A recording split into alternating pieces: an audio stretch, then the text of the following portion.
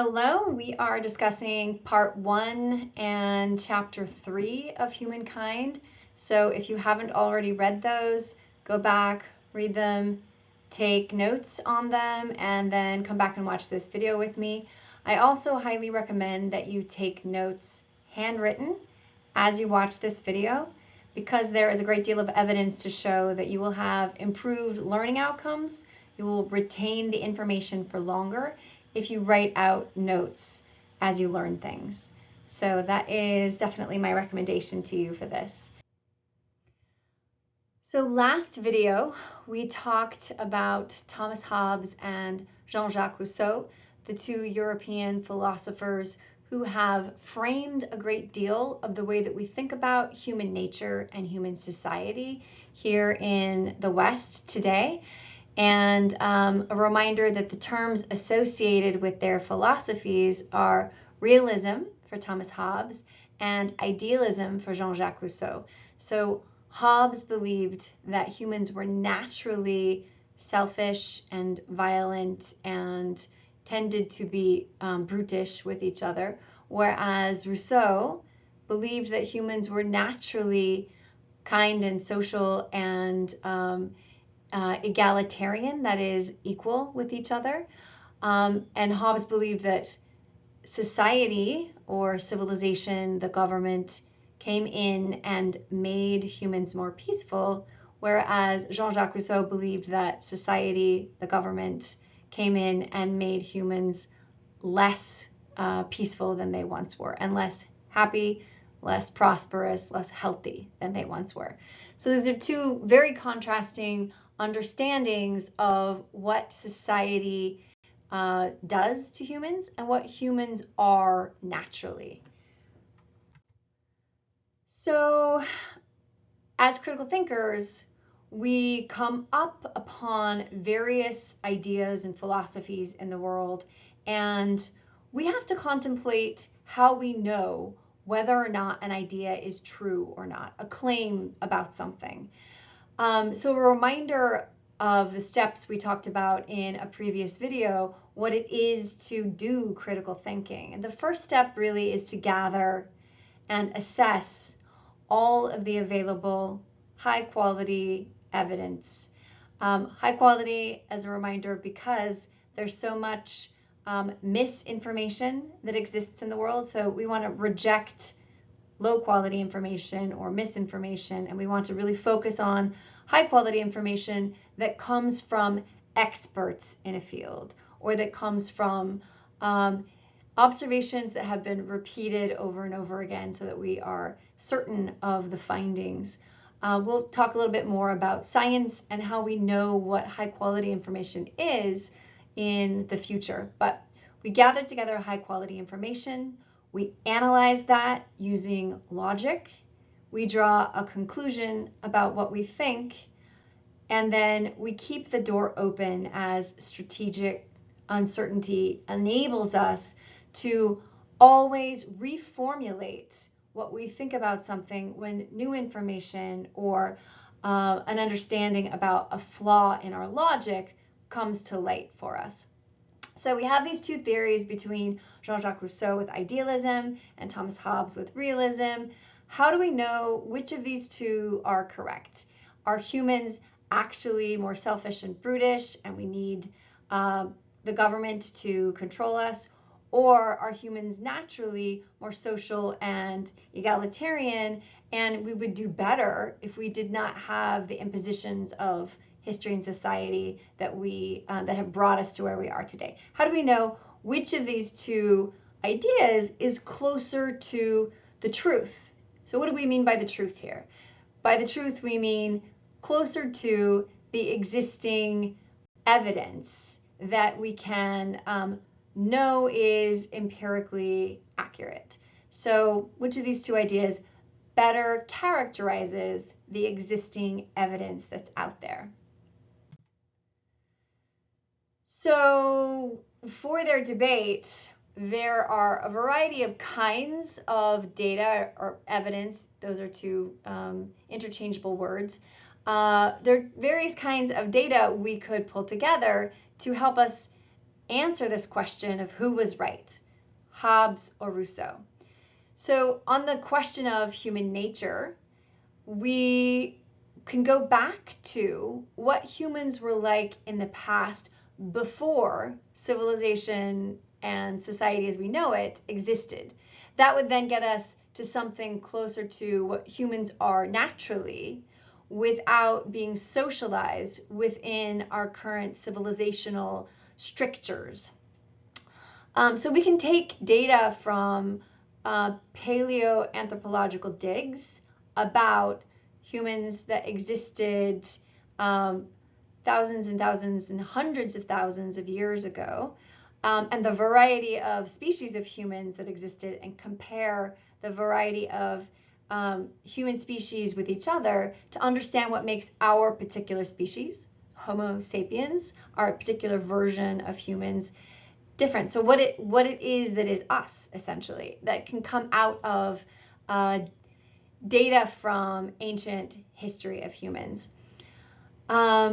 We can also take data from modern hunter-gathering societies that don't have versions of civilization like what we live in today with states and laws. So more or less, modern humans who live their lives like ancient humans once did. So not all humans have been brought into civilization in the same way. There are still some that live in ways that ancient humans once lived. So we can look at what their lives are like, and that can give us data about what humans without civilization are like. We can also take humans and other species altogether, like chimpanzees or orangutans, baboons, and we can compare them on tests, and we can then find out what makes humans distinct from these other existing species. We can also take data, as we've already been doing, from modern crises when something, some kind of crisis hits and civilization, in a sense, collapses. We can see what humans do.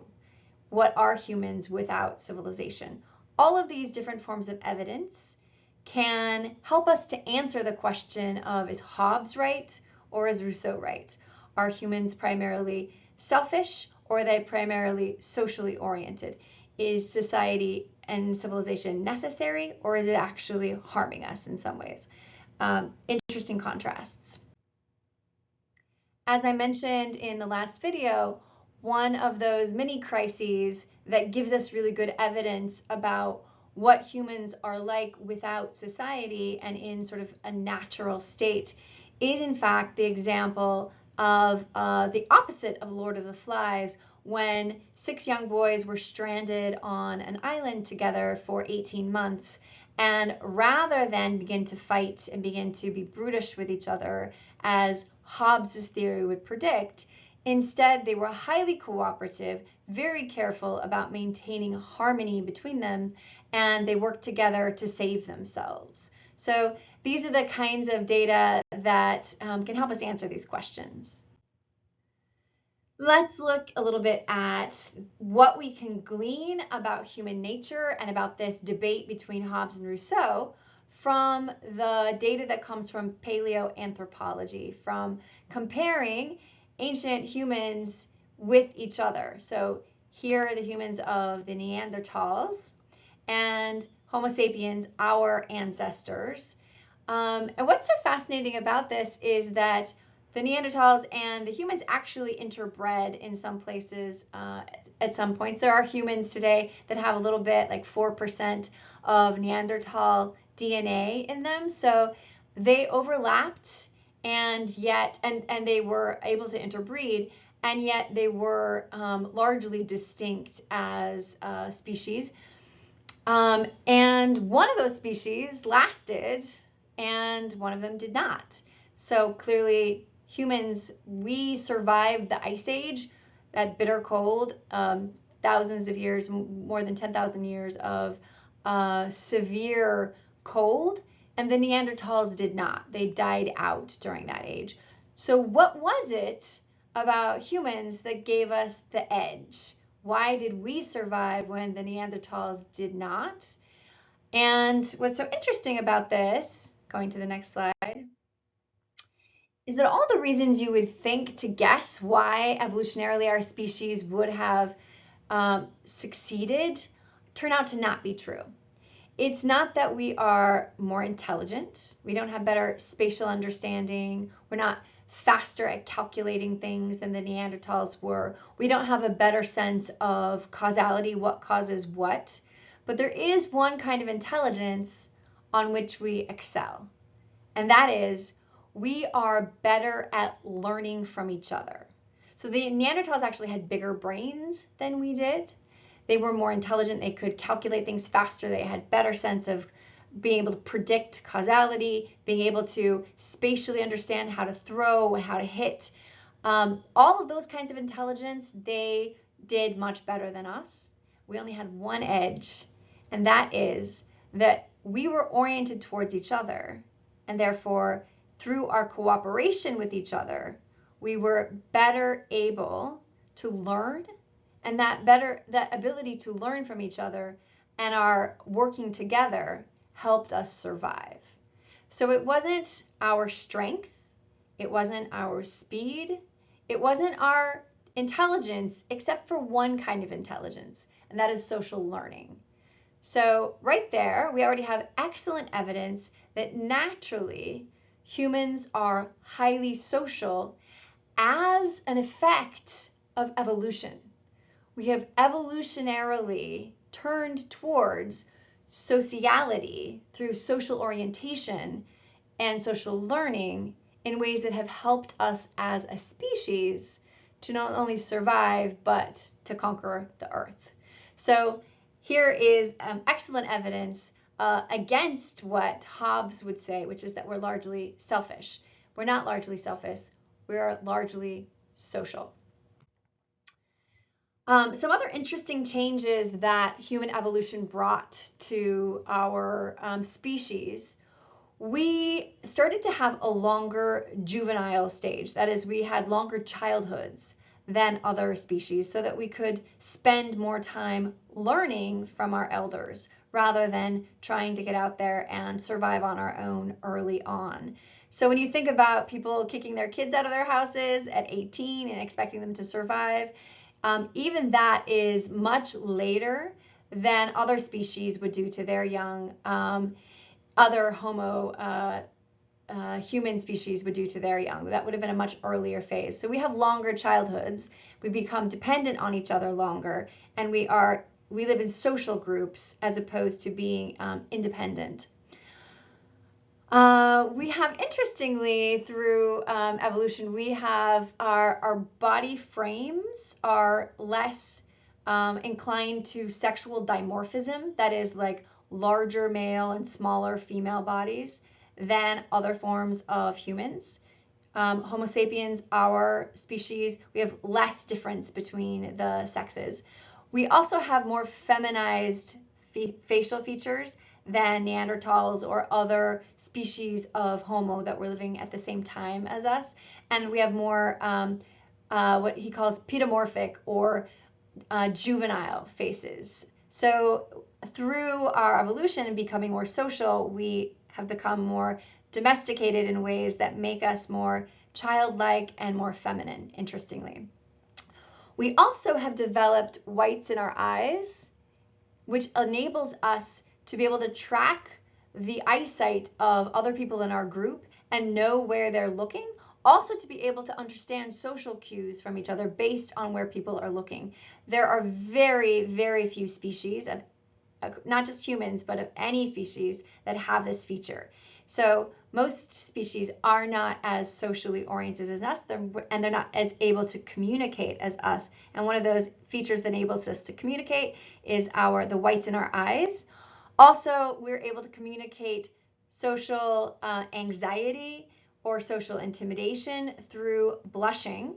We're one of the only species that blushes, interestingly. So we tell each other about our internal emotional states, which allows us then to connect better with each other, making us, again, much more social than a lot of other species. We also have a much more smoothed brow ridge, which enables us to use our eyebrows to make a lot of facial features, facial communication in, again, ways that allow us to connect more and communicate more thoroughly with each other. So all of this indicating how key social communication is to our species and how that makes us distinct as a species, which again speaks to the fact that humans are highly social rather than highly individualistic as a species. So we have developed social interdependence as an evolutionary feature that has allowed us to succeed.